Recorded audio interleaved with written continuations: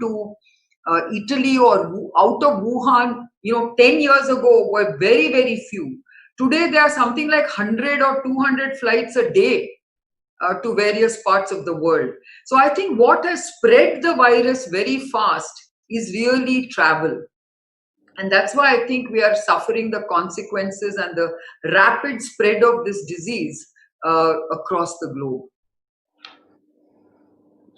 So, in terms of the infectiousness, it's very high, that is understood, but definitely we know more than 80% of the people who have the infection are not even showing any signs of, no symptoms absolutely. They're going about normally. There's so many families that we know that entire families infected, but they had absolutely no symptoms and they're out of it after some time. So having said that, generally is the virus moving in that direction of becoming less virulent for human body? Well, Sadhguruji, the point is every virus mutates, and there is nothing to suggest that it is becoming less virulent or more virulent. It is going through mutations which all viruses go through. The big problem that we have is that, this virus, like all viruses, it is really very lethal to people whose immune systems are compromised, which means they don't have the ability to fight these viruses. And this happens with many, many viruses. For instance, even in the SARS case, there were a number of fatalities, which was largely to the healthcare workers who did not protect themselves, and many people who were elderly also succumbed to the SARS virus. But fortunately, it hadn't spread too wide because, as I mentioned to you, travel at that time was not as much as it is today. Now, the other thing is that we must understand that this particular virus, if you look at the statistics, you're right, 80% of people have mild or asymptomatic versions of the virus. So it doesn't really affect 80% of the population in a lethal way. Out of the 20%, I would say that 10% show moderate symptoms, but they recover quite easily. In the 10% that remains, it is really 3% who are succumbing. And if you look at the people who are succumbing to this disease, there is also data to show that these are people with comorbidities like diabetes, heart disease, lung disease, pulmonary disease, or these are people who are otherwise immunocompromised. In general, they have weak immune systems. And of course, many of them are old. Because as you know, in Italy, where we had a huge onslaught of deaths in the first phase, 90% of the people who died were above the age of 80. So there's a lot of data to show that by and large, most people in our population will not really have to face any kind of serious infection. But it is causing various other problems to the entire nation. Yes, in fact, that's the question I want to ask you, Guruji, because I think what this pandemic has actually done is it has basically completely changed the mental makeup of people. Today, there's a deep-rooted fear psychosis that has set into everyone's mind saying, is this a Russian roulette where somebody will live when somebody will die? Those are thoughts going in people's minds. Secondly, they want to know, when will we come out of this whole crisis? Will our lives ever be normal? What is going to happen to our future? I mean, this question is being asked by young people, by middle-aged people, by the elderly, saying, will we ever be able to go out? You're going on saying we are vulnerable, we are locked down. Now, even if a vaccine comes, will the elderly be able to be protected? Those kind of questions people are asking, and they're saying our lives are disrupted. And there's a lot of mental health issues that we are seeing today. And I wanted your perspective and your views on how we should deal with this disease, this pandemic. Definitely, I will explore that dimension of how to handle human psychological struggles that one will go through in a situation like this. But coming to this vaccine aspect, there are many scientific opinions. They are saying there are over 10 varieties of mutations already in the virus. So, if you produce a vaccine, we will have to produce 10 different vaccines and 7 billion people. Is it even practical, I'm asking? Guruji, that is not how vaccines are produced. Basically, this particular vaccine that is being produced for COVID-19 is based on what we call as the spike protein. The spike protein is the protein with which these coronaviruses enter the body. And the spike protein of COVID-19 is very specific to COVID-19. So what is happening is that they're developing vaccines based on spike protein. It doesn't matter how many In the mutations you have. mutations, that won't change? Yeah, but the mutation does not affect the spike protein because the protein is very, constant. Inside the RNA, you might have a few mutations here and there, which actually doesn't alter too much of how the virus works. But the spike protein is the most lethal part of the virus, and that is not changing. So when most of the viruses are being made using the spike protein, then the chances of the vaccine not working in the way people are thinking about it is not true. The only thing is, every vaccine has to create a certain immune response in the from the body. And the question being asked is, how strong is that response, and is that response enduring? How long will it be before you can get reinfected with such a virus? That is the question being asked. So, India having a massive capacity to produce vaccines, I think in many ways India holds the answer. If we come up with a vaccine, production and distribution can definitely handled by Indian industries, because we are already manufacturing nearly 70% of the world's vaccine requirement, and that'll be a big possibility here. Having said that, about the psychological factors that people go through.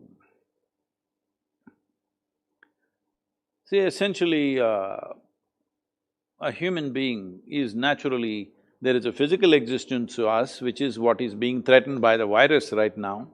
But now we are creating a psychological threat, which is our own making. Our health and our mortal nature is being challenged by the virus, it can only do that. But now we are creating an added problem of psychologically challenging ourselves, emotionally freaking ourselves completely, and driving ourselves towards suicide and various things. They're saying the suicide is on the rise already, just because we have to stay home. Lot of people were suffering their work, now they're suffering no work. So I'm saying essentially, we are bringing up whole generation of people in a way that we are not really fit for life on this planet. Because our education systems, our social structures are not seeing how to reinforce a human being in such a way, no matter what comes, a famine comes, a war comes, a volcano erupts, an earthquake happens, or a pandemic comes, all these are things which happen in every generation.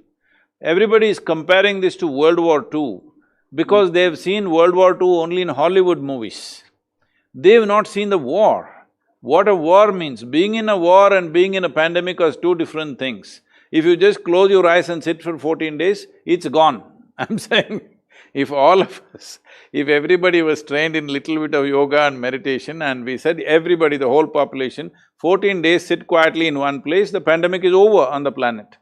A world war is of a different nature, war is of a different nature. Though this country has fought 3 to 4 wars in the last 75 years, those wars, fortunately for us, the brave soldiers fought it on the borders. They never allowed the war to come into Bangalore city or Coimbatore city or anywhere.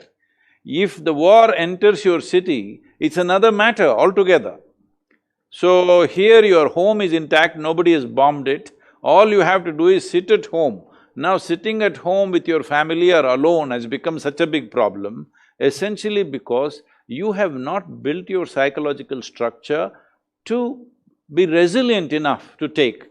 If you are this fragile, what big things are you going to do in your life, I'm asking. I'm asking you, Kiran, you built a big business. Many times in the process of building this business, have you not faced situations worse than the pandemic in your personal life? Yeah, I mean, every Everybody failure has. Everybody has, you know. So I'm saying if your psychological fiber is not resilient enough, you are not going to do anything significant in your life. This must be understood. So right now it's become fashionable in the world to say, I have anxiety, I have this thing, that thing, all kinds of exotic names. They tell me there are 72 exotic names for various human problems that they have in their mind.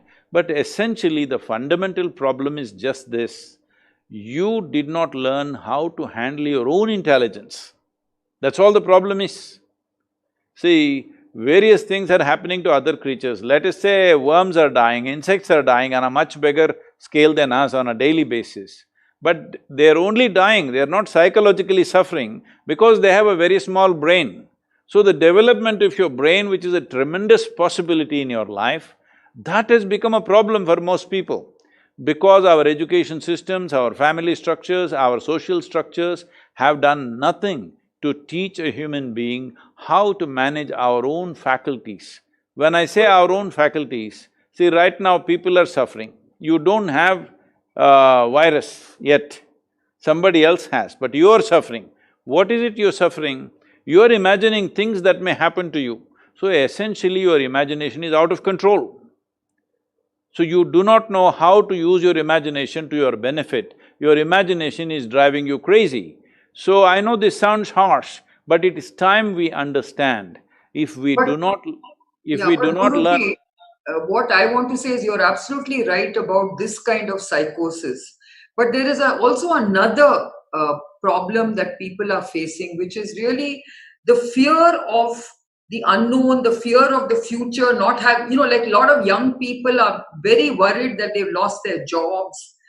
That also brings in a very different type of, mental depression, because you were doing very well in your job, everything was fine. Suddenly you've been told you've been laid off, and you don't even know when you will get your next job. I mean, I'm also referring to all the migrant labor who started moving back to their towns, thinking, now what's going to happen to us?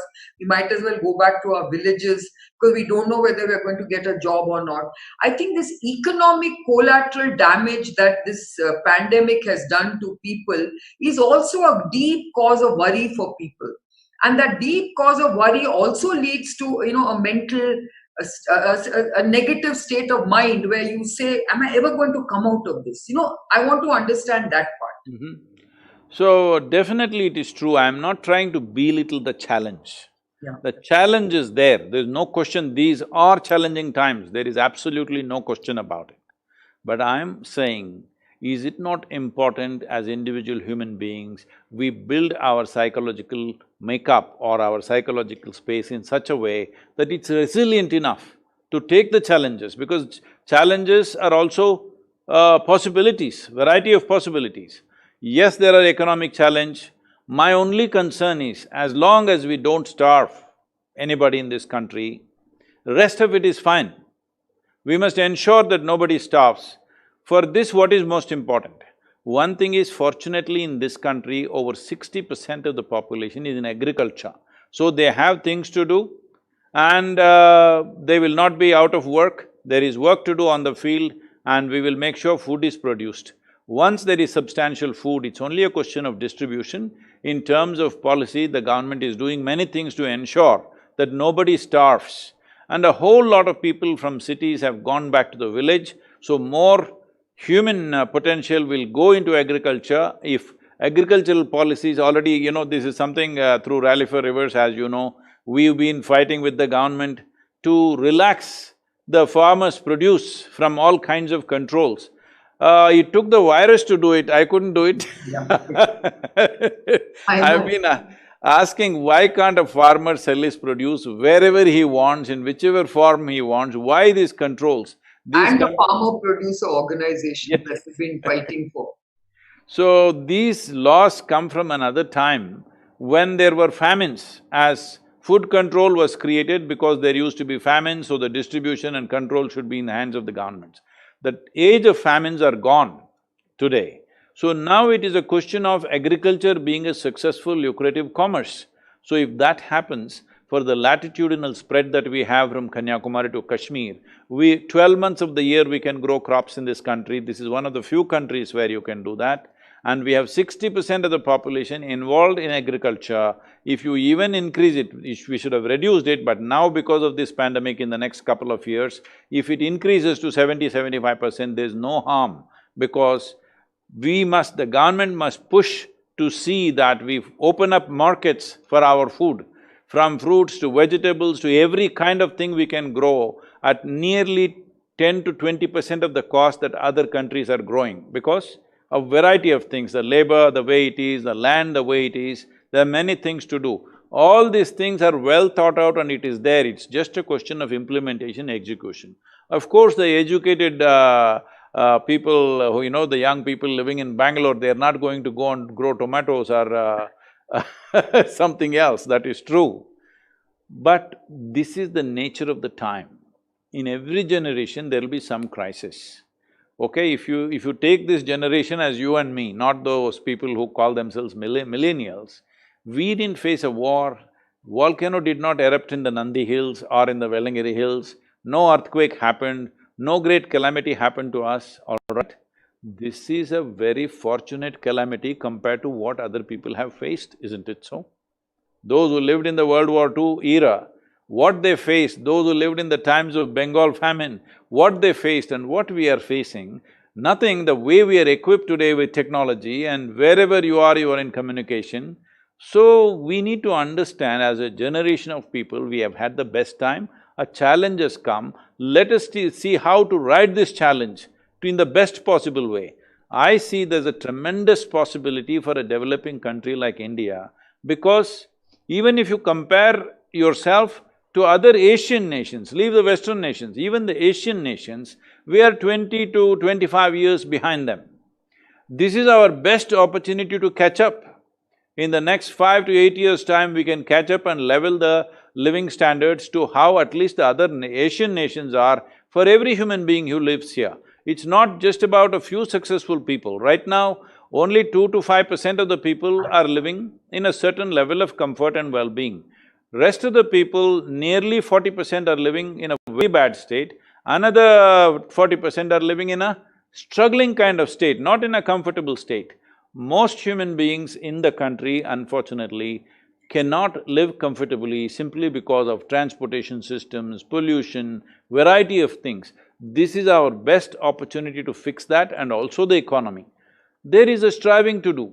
For us to understand what striving means, we must take the examples of those countries which were ravaged, because everybody is comparing this to World War II. We must take the examples of those nations which were completely ravaged and flattened by the war. Take Japan or Germany or even Britain, they were completely flattened, nothing was left. I think these images must be shown to our young people. What happens in a war? Simply the entire city is flattened.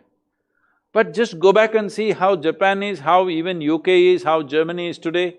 So in how many years did they build up? In a matter of 25–30 years, a nation which was flat on the ground has come up and bounced and become major major part of the world's economy. So all we have is a pandemic which doesn't even kill the youth. They just have to be responsible so that they don't kill you and me. I'm sorry, I'm including you, I am an old man, you are a young girl. No. You and I are the same age almost. So… No, so I agree with you, Guruji, that I think this is a very, very important statement you made, that how do we get people to understand that this is not the end of the world? This is something where we need to pause and we need to reflect and we need to see what we have done with our lives thus far and how we can, become resilient and rebuild our lives. And of course, I'm always very optimistic, and as a biotech and a scientist, I know that this is going to be short-lived and that, we can resume our lives before too long. For your industry, it's going to be a bonanza. Yes, I mean, it is a big, opportunity for our business, for our industry, because we are doing so many important things for this pandemic, right? From developing diagnostic tests to developing therapies to developing vaccines. I mean, there's so much to do, and I think that's what makes it very interesting for all of us. But I think it's also very important for us to look at what else has happened because of this pandemic. For instance, I actually have been talking about how the environment has benefited because of the lockdown. And you know, and I know that we've been talking about cleaning up our waters and rivers, and filling up our rivers, and planting trees on the river banks. And now we are actually seeing that a few months have actually cleaned up the decades of pollution that we have actually done to our planet. And that actually gives me an idea which I want to discuss with you is, how do we now rebuild and reboot our economy in this sort of low carbon footprint kind of economic strategy? Because I think we can do that. In fact, I was listening to a program a few days ago where people are talking about emission free environments, emission free zones within cities. I think these are things that we should consider. What do you think, Guruji? Definitely, if you listen to all the birds and all the animals, all the creatures on this planet, including Yeah, microbes, they're congratulating the virus and saying, let's make the planet great again, yeah, because all the human beings are locked up. Locked down rather, not locked up by self-lock-up. So, having said that, this is not to make jokes of people suffering. There is enormous challenge in everybody's life. It is not that we are free from it. As an organization, as an institution, for nearly, I think close to 90 days, we are locked up. An institution with so many volunteers that we need to support on a daily basis, absolutely no revenue, we become a zero revenue function. So we are striving to see how to use this to completely change the dynamics of how we function. It's a lot of work. Actually, we're busier than ever before, simply busy 7 days of the week because we are just changing the foundations. Everybody has to change the foundations of their life now. This is a thing, we must take it as a challenge. As I said, as long as you're not starved, the government must ensure nobody starves. Here we are ensuring around us nobody starves. Every day 13 to 15,000 meals we are providing for that many people, 13 to 15,000 people are being fed by us. Many of them are migrant labor, many of them are old people in the villages who are not able to fend for themselves without any earnings. They were doing some menial jobs, not even a full labor, they're earning 50, 100 rupees a day, which was keeping them alive. Now that is missing. So we are feeding that. I was just shocked to realize where you think there is lush agriculture going on around us, in spite of that, nearly 15,000 people have to be fed every day, otherwise they have no means. So we are doing all this, but absolutely no revenue.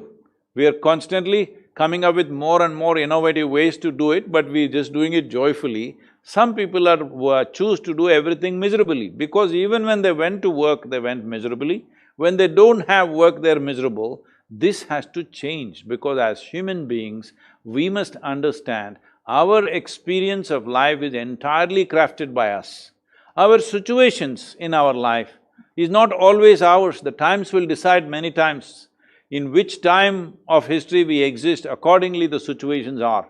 Many things that we are doing today, including this talk from Bangalore to Coimbatore, is a consequence of times. It's not you and me suddenly talking to each other, isn't it? The technology is there, the times are like that. So we're doing that. You're doing biotech because of the times you're born in, 21st century.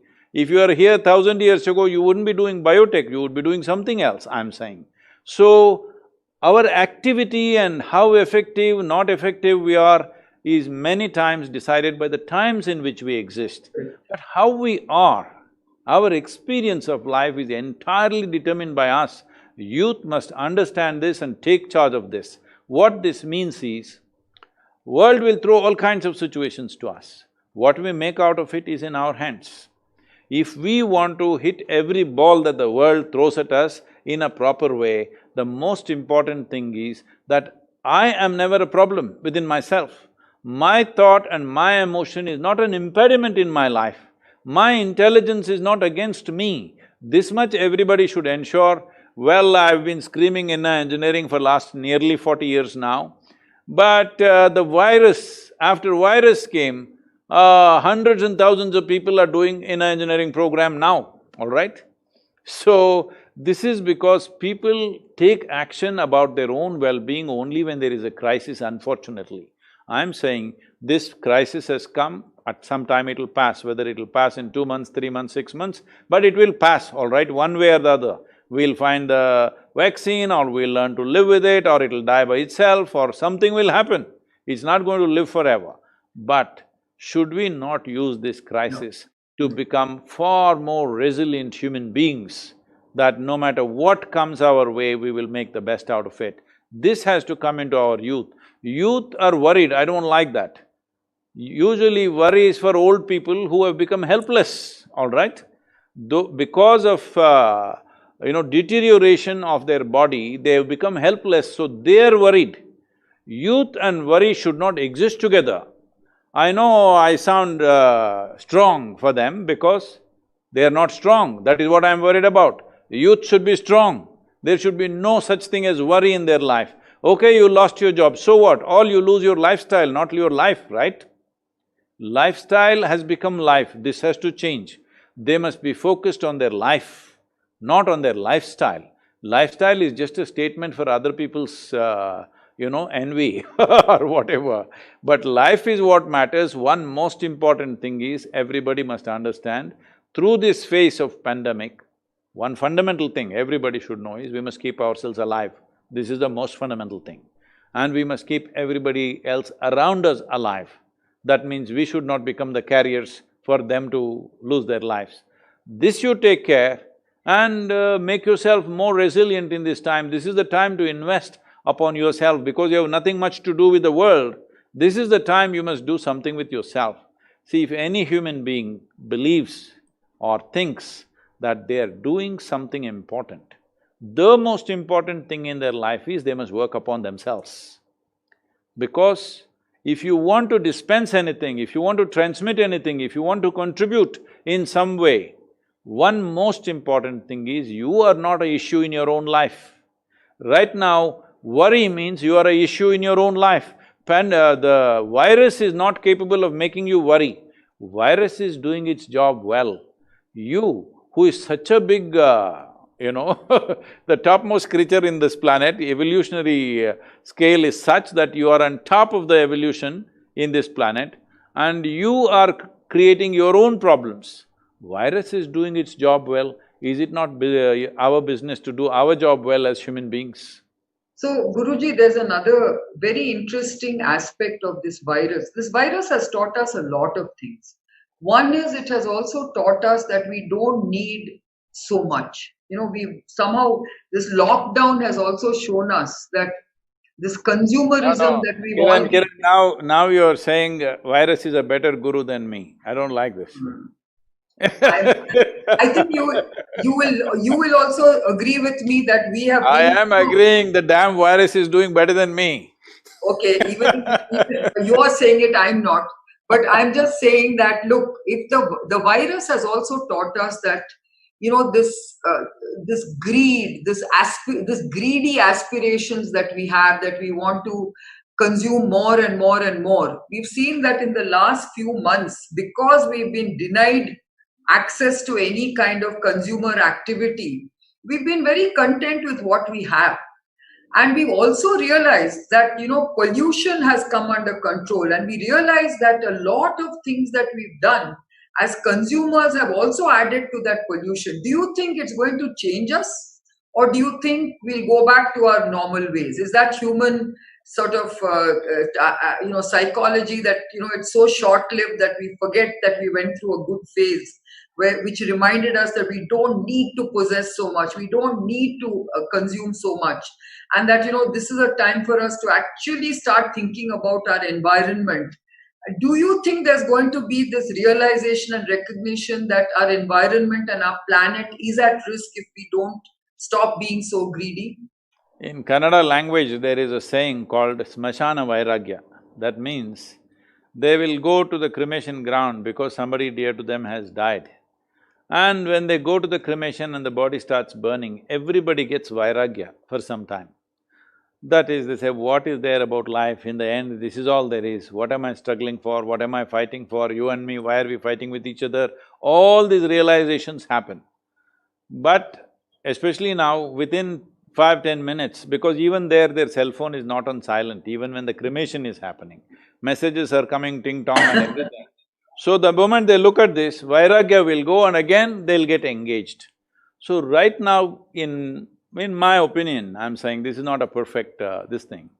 If this virus and its impact on our economic and other activity goes away, let's say by mid-September or end of September, I feel within 3 to 4 months, everybody will be back to their normal, in their usual sense of ignorance and arrogance. But if it lasts for a year, year and a half, let's say 12 to 18 months it lasted, definitely it will leave a lasting change on this generation of people. I hope it is so disgusting for me to see that a virus which is not even a life yet, it's half a life, it is just in the process of becoming a life, it doesn't have a life without entering our body. That kind of thing has to be our guru It has to teach us dispassion, it has to teach us sense, all this. The simple thing, someday we must do this in Bangalore. I've been talking to some of the builders in Bangalore, I spoke to the Credai people, they were all very excited. But I know this excitement, they won't do anything, most of them, they will only go on with the same thing which sells easy. The simple thing is this, if you drive in any street in Bangalore during, let's say, the peak hour, you're driving 4:30, 5 o'clock in the evening, you will see your side of the street is also full with traffic, the opposite side also is full with traffic. What this essentially means is, those who live here work there, those who live there work here. What is the sense in this? Why can't you work and live in reasonably in the same region? So I propose something called as a one-building city. You get 50 acres away from Bangalore city. I have told many of the Bangalore builders, let me see if anybody does. Get 50 acres away, let's say 50 kilometers away on one of the highways. Only 1 acre you build, they're giving you 2 FSI, that means you can build 100 floors, 1 acre, 100 floors you build. 49 acres, just plant trees, create a lake, walking spaces, everything. No waste comes out of this building. In this building, you have residences, offices, small shopping areas, a small multiplex, you have a little school at least up to 7th standard, everything. So nobody need to drive anywhere. Once a week, you just for fun, you want to drive somewhere, go wherever you want to go, spend as much gas as you want to spend, no problem, but every day you are not driving. You have a beautiful place to live. Look at the way children are growing up. I'm really concerned about this generation of children. They're living in 1 or 2 bedroom or 3 bedroom apartments. If they step out, they're straight into the traffic. They don't know what's a playground, they don't know what's a forest, they don't know what it means to swim in a lake. If at all, if they go that chlorine-filled, that swimming pool, they will swim, that is not swimming. Only when you swim in a river, you swim in a lake, you swim in the ocean, there is something else happening to you, it's not just about exercise. Life happens to you in a very strong way. Children as a generation of people, they're not experiencing this. This means, I'm telling you, we don't need such a coronavirus. Simply, if the bat sneezes, we will all die. We will become that kind of generation in future, because essentially the strength of life comes because of our involvement, because life is enmeshed, as you know as a biotechnologist, life is enmeshed. More than 90% of our body in terms of number of human cells we have and number of microbes, bacteria and viruses we have, more than 90% is them, we are only 10% residing in this body. Our parental genetics and DNA is only 10%, rest is all them. Why are we not able to handle them? Simply because our bodies have become so weak. In my opinion, I could be wrong, please tell me as a scientist. I feel these kind of viruses might have come thousands of times, but previous generations handled it well. As a generation, as you said, one thing is the airline travel which goes across the world, another thing is our physical bodies, physiologically, we are the weakest generation ever. Never before humanity was this weak. In basic constitution, we have become weak. When people worked on the land, either they hunted or they farmed or did something, they were of a different level of strength. which we don't have right now. And this is further going to deteriorate if you don't take care of what kind of spaces we live in, how we build our cities. This is what the youth should get involved in. It is very, very important. No, so Guruji, slight correction. I think, the human race has been, a victim of very virulent strains of microbes and viruses in the past also. But the thing is that, we are now a much larger Population. population in the world. And I think what has happened is we've also, sort of started destroying a lot of the natural habitat of animals and things like that. So a lot of that has created different kinds of viruses. But it's not to say that we haven't, you've seen huge number of animal species have been destroyed by viruses in the past. Dinosaurs are supposed to have been, sort of obliterated by a viral attack and so on and so forth. So it's not that human beings have always withstood viruses, because it does happen from time to time. But I think there's no excuse now, because we are in a much better position to deal with pandemics which we have ignored. I think that is the bigger challenge today. And I think what it has also made us realize is that our healthcare system is so broken that a pandemic had to make us realize that we have to focus on providing basic healthcare for people. And that in our country especially, we haven't really focused a lot on primary healthcare. We should be doing more of that. We should be much more vigilant on these kind of outbreaks. All this I hope will happen in the future, because if you take early action, you can stop it very fast. Definitely there is no disagreement on that, Kiran, but at the same time… And I agree with you that yes, we are becoming a very kind of a society where we are constantly weakening our immunity. But I think, if you look at it, there's one side you want cleanliness and sterile conditions of living, and the others have to be a little more balanced, saying, let's have a normal life. See, because you mentioned this now, definitely this is something that we need to look at. See, one thing is we're talking about the size of the population. Whether it's our reproduction, or the way we are working in the world, or the way we are running our economy, or the way we are building our cities, everything is done in some compulsive way. Human being means the very reason why we call ourselves beings is because we know how to be. That means we are conscious beings. So, does it look like we have created things consciously? Either the city plans in the country or the way we are creating anything, nothing has been done consciously, compulsively, ad hoc, we are doing things, including our population.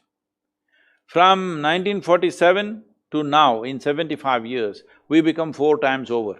From 330 million, today we are 1.3 or 1.4 billion people.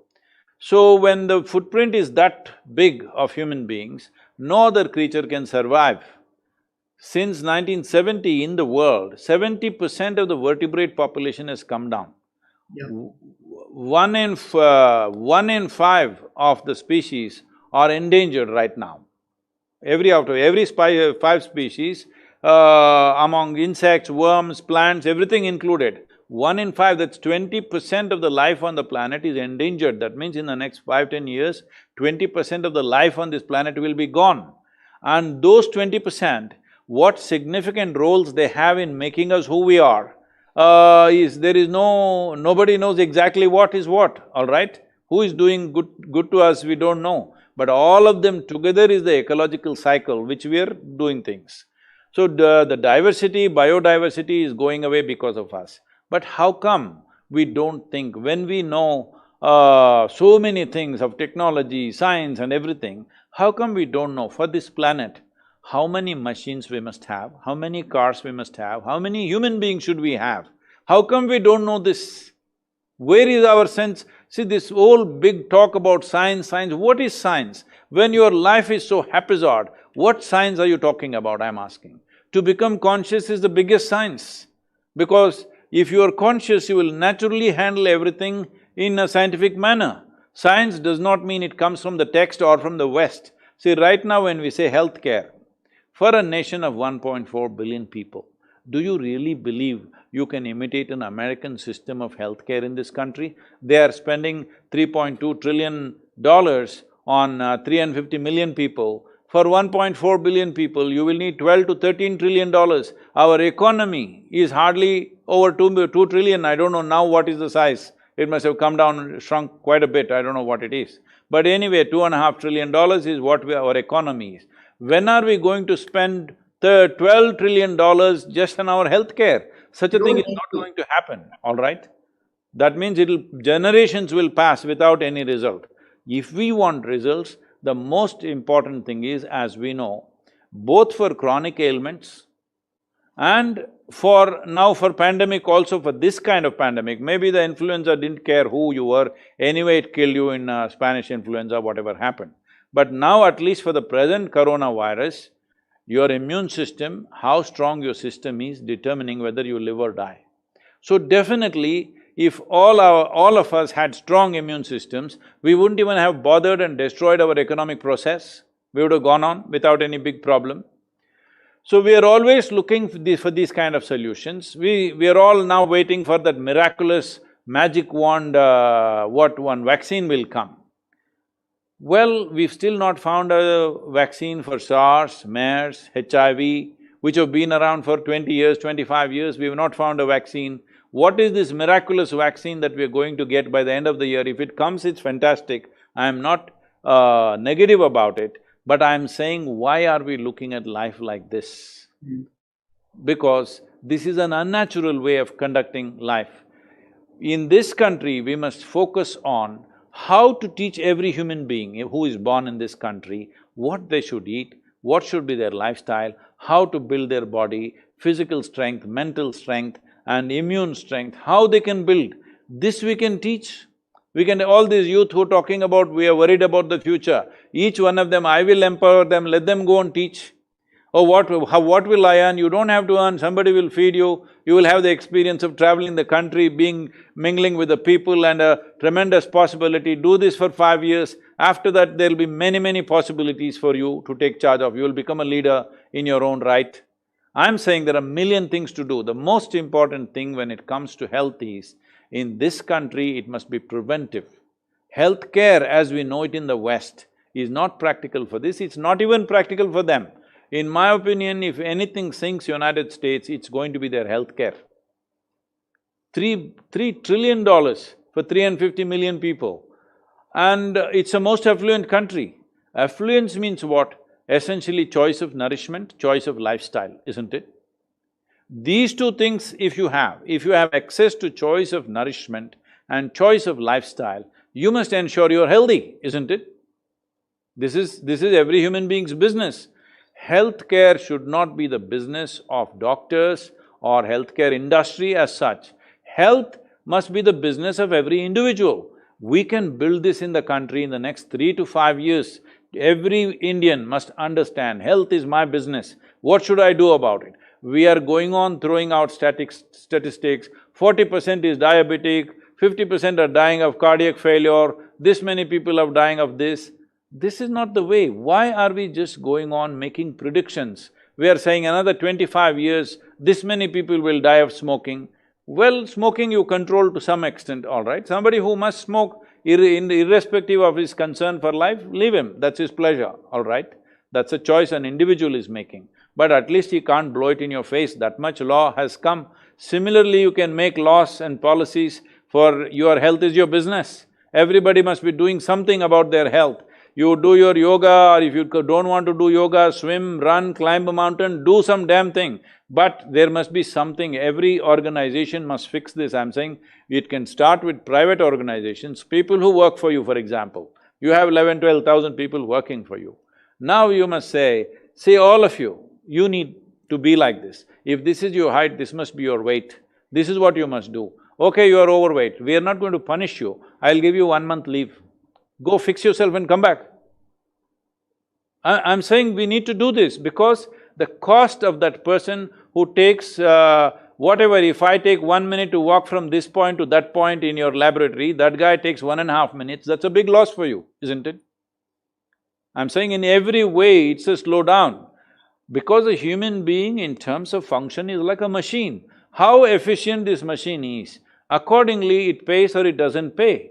How come one person produces so much and another person not able to produce anything in their life? Simply the efficiency of both your body and your brain, isn't it? So why are we not investing in that? Why are we going on thinking about healthcare as a massive industry as if… See, everybody is talking, how many beds per 1,000 people do we have in our country? It is the lowest compared to a whole lot of nations. But I'm saying, why should people go to a hospital bed? I have not been in a hospital bed all my life. I will see how to fix myself. I will tell you, we started this thing, now we renamed it as rejuvenation. Misunderstandings. Initially, this was called as yogic hospital. So when I created the yogic hospital and we said these are the treatments that we will take up, largely chronic ailments, because infectious diseases must be handled by medicine, because it's a warfare, it's an external invasion, you have to deal with it. So there are a bunch of doctors from Detroit, they were interested in this and they came to see the yogic hospital at the yoga center. After 3 days of staying here, our office called me and said, Sadhguru, these doctors are very angry, they want to leave right away. I said, what happened? They said, we don't know, they're just screaming. I said, okay, let me see them. I went there, I said, what's the problem? They said, you have yogic hospital? We walked all over the place, we didn't see any hospital. Oh, then I said, oh, your idea of a hospital is a proper bed and people serving them from morning to evening. If you serve them like that, they will misunderstand a hospital as a hospitality and they will stay there in that bed all the time. My idea of a hospital, I said, you come, I'll show you. On that day, I think we had little over… somewhere between 90 to 110 people in the yogic hospital. I said, you come, I'll show you, and I put all my yogic hospital patients to work in the garden or in the kitchen or somewhere where they have to work with the soil, water, be with nature. We are giving them a treatment protocol, we are giving them a exercise and yogic protocol, but we also have activity protocol for them. No question of lying down in bed and waiting for people to come and put tablets in your mouth. That is only when you're completely out, all right? At a certain point, if something goes wrong and you're completely out, you need that kind of thing. But for everything, everybody is going into a bed in in Western countries. Now we are looking at that kind of healthcare in this country. It is never going to happen. If it happens, it's a disaster, because if you… out of 1,000 people, I think some countries have 8 beds for 1,000 people or something like that. So 8 out of 1,000 people are lying down in hospitals thinking it's a hotel. What is the point of that kind of healthcare? It's very important here, we must deliver a preventive process in terms of food, in terms of daily lifestyle practices, how you live, what you do. Industry, businesses, everybody must set up these standards that it's your business to be healthy. It's not just about you, it's about the organization that you work for, it is about the nation in which you live. You becoming sick is hugely expensive for a country like this. Somebody else who is really struck with some bad ailment, like cancer or something, we are not able to treat them and give them what we should give them, simply because all kinds of people are down with their diabetics and blood pressure and whatever else. You have no business to have your blood pressure shooting up or your sugar shooting up if you do something about it. I'm saying one thing we can do, which is… it's not going to happen, it's my dream.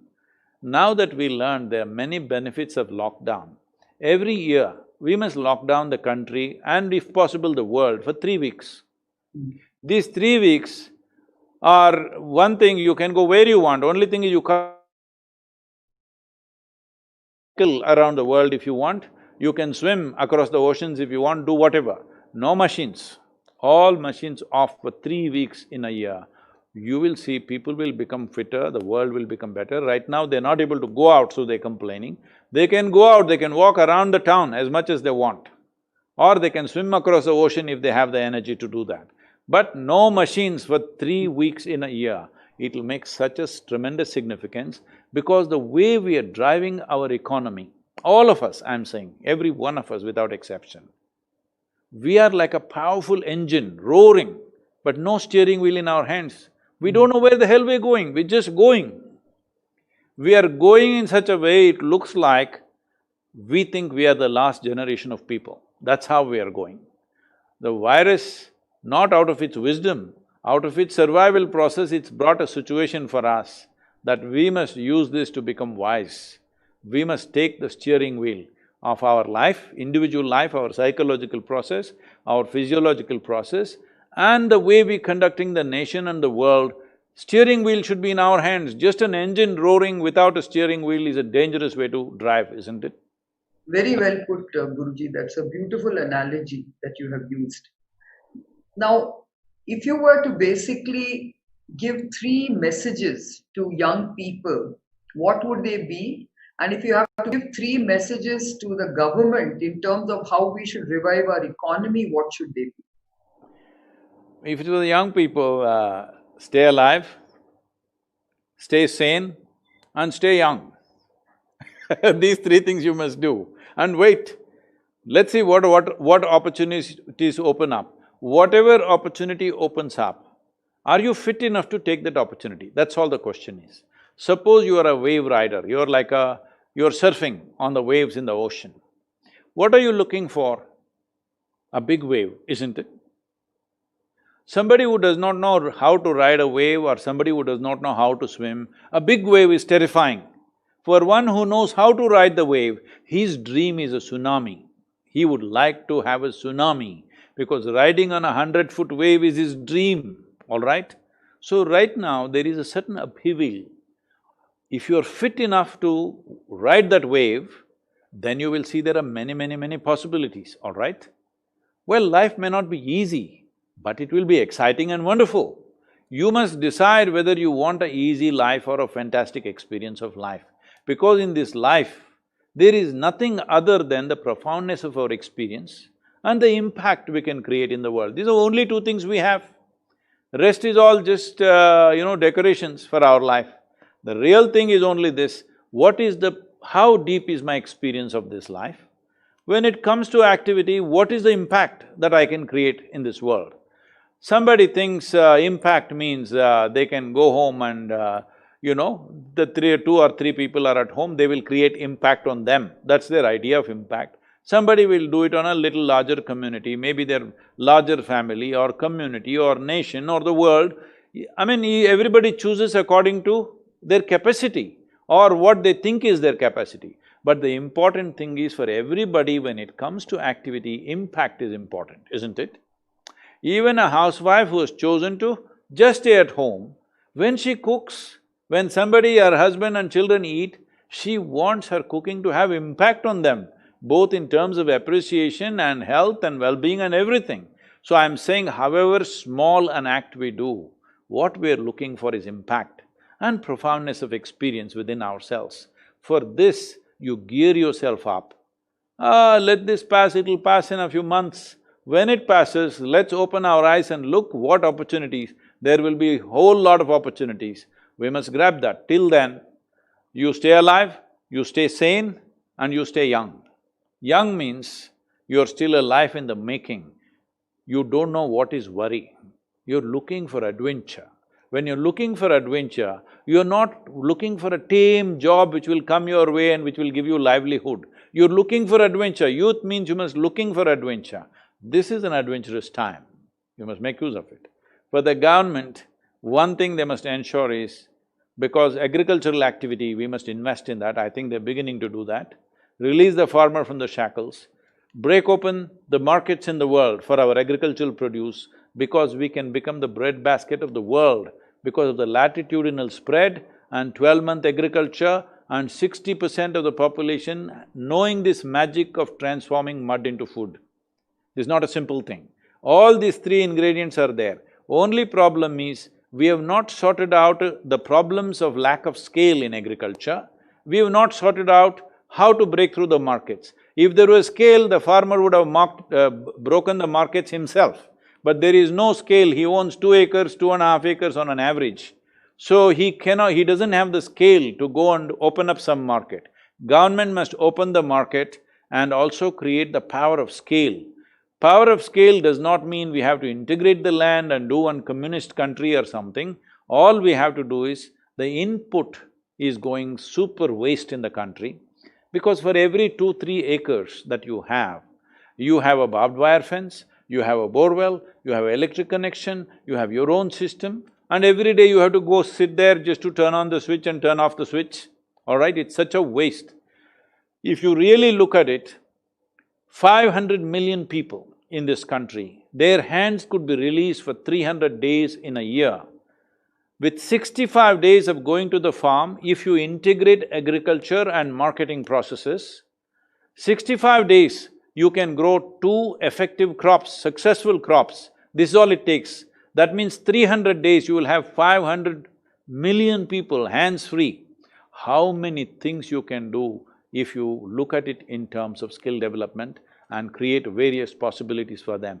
500 million people, their hands-free for 300 days in a year with necessary opportunities. If you create facilities and possibilities for that, that will happen. Our investments have to spread from the cities, it's very important. Right now in the world, over 70% of the world's investment is in 32 cities. No wonder everybody is piling up into this city, which is a mess. When I say city, I would say 40% of the people in our cities are living in sub-animal levels of hygiene and well-being. One day I happened to go to, I don't know what slum it is. This side of the road, I was going to… you may know you're familiar with Mumbai, right? I'm not so… this thing. I was going to IIT Mumbai. On the right side is all fancy buildings, big buildings are there. On the left side is a slum. It was post-monsoon time. The entire slum, which runs into probably 150 acres or more, everybody is walking in about a foot of filth. It seems it's regular. When the monsoon happens, the sewage will overflow from somewhere, the entire region is this much. Everybody is walking in that and they're just living there as if it's normal. So, this is the condition they're living in because all the investment is in the cities, naturally people migrate. Pre-virus, it was predicted that by 2030, 220 million people will migrate from villages to cities in this country. Now reverse migration is happening and we think that's a problem. That's not the problem. Actually, they've solved the problem for you in many ways because they'll take many months to get the courage to come back, all right? This will disrupt some of the businesses. There are many problems. I'm not trying to belittle the problems of the existing businesses, but these problems are our problems. These problems are created by us. We have no business to make the next generation inherit these problems from us. So the most important thing is the government should ensure, in terms of agriculture, we are super positioned, we are in the pole position but our engine doesn't start. That's the problem, we are in a race. If you think you're in a race, you got the pole position in terms of latitudinal spread that you have, in terms of 60% still being in this. Just imagine in this pandemic, suppose 90% of your population was in industrial work or services, whatever. 3 months closure means finished. Now because 65% is still in agriculture, you're not worried about them because they'll somehow manage, they're still scratching the land and they'll grow something and something will happen. So you're only worrying about 30 to 40% of the population now. If you had to worry about 90% of the population, it would be a whole different challenge, isn't it? So we have to make sure that this entire movement of people into the cities must go. This means we must move from mass production to production by the masses. So many things that we are doing as industry, very easily it can be done at the local level. For this, we must strengthen the training processes and quality control. Production, you leave it to the people, let them do it whichever way. If it's a certain quality, we take it, if it doesn't, we don't take it. They all become entrepreneurs. They should not be looking for jobs. 90% of the people are entrepreneurs, production can be taken, not all of it can be done like this, but a whole lot of it can be done like this. If you look at Japan, people always talk about the few big companies of Toyota or Sony or Mitsubishi, something like this. They're not the real Japan. There is a whole lot of small industry in Japan which holds such expertise in technology that this is the collaboration we need, not the big companies. The big companies will come with their own marketing force and everything. The small companies which hold various skills, that is this kind of skill that should come, and to exercise that skill, they don't have to move to the city. In the village itself they can do. I would say in every village, create at least 5 acres of industrial space, at least 5 acres. And in every place where there is at least 5,000 people, at least 5 acres of industrial space, see what all industries can produce there. Produce there does not mean the main industry itself need not go there and produce. They will do the training, they will do the quality control, individual people, local entrepreneurs will do their own thing. We need to do that because in a country of this density of population, if they all start piling up on the cities, already most cities are unlivable. Most cities are unlivable. Unfortunately, a wonderful city like Bangalore in 25 years, it's become unlivable, quite unlivable, isn't it? That's true, that's true. So I guess we have to look at this pandemic as an adversity which throws up many, many challenges and many, many opportunities. I mean, that's the way I've looked at it. And that's what you're also saying, that we can change the way we are living, we can change a lot of our policies, and we can, of course, create a lot of new and different opportunities for the masses. See, we are best positioned compared to any other generation in terms of technology, in terms of communication, in terms of everything. We are best positioned compared to any other generation. We have no business to complain. Only thing that we must ensure is not a single person will die of starvation. If you take care of that one thing, rest it doesn't matter whether I live with 25 pairs of clothes or two, what does it matter? It's okay, if I'm well fed, I'm nourished. Rest is question of my genius and my capability and my industry, where it'll take me, isn't it? Anyway, that was a great conversation, Sadhguruji, and as always, you always come up with such wonderful words of wisdom and wonderful discussions. I'm sure you've inspired many, many, many people who have been listening to this program. Thank you for giving me this opportunity for engaging in this conversation with you. And, I'm sure we'll have many more occasions to keep talking about what this pandemic has taught us and what we can do, and how we can live our lives with resilience. So thank you, Guruji, thank you so much. I must tell you this because in my life I had never really painted. Now I have turned into a painter Oh, because I wow. have to feed all these people, every day 13 to 15,000 people. My first painting sold for 4 crores and 14 lakhs. Fantastic. So I My have to se see your my art. se my second painting is out for the auction on Guru Purnima, it'll go. Already it has crossed for 5.1 crores. So what are So, you painting on? What are the themes you're painting on? see, I never imagined… See, I always paint pictures in my mind, all right, because I don't think in words, I think in pictures, so I am always painting pictures in my mind. I never thought my hand could translate that onto the canvas. So I started doing something. Initially, I used acrylic and did something. And after that, I started using various natural material, like I'm just using soil background, using soil, filtered soil with tree resin. This is all my own innovation, I don't think anybody has done this before. I'm using tree resin with that so that it doesn't peel off, it's just sticking to the canvas well. I'm using turmeric as background, I'm using cow dung. Oh, wow. That's amazing. Yes. And but I'm almost contributing 10 crores in this 15-20 days to just feed the people. This is Well, my I can personal tell you that your contribution. works of art are, matching all the great maestros. So you are doing a great job for a good cause. I think they're putting up this painting. Will it go to her?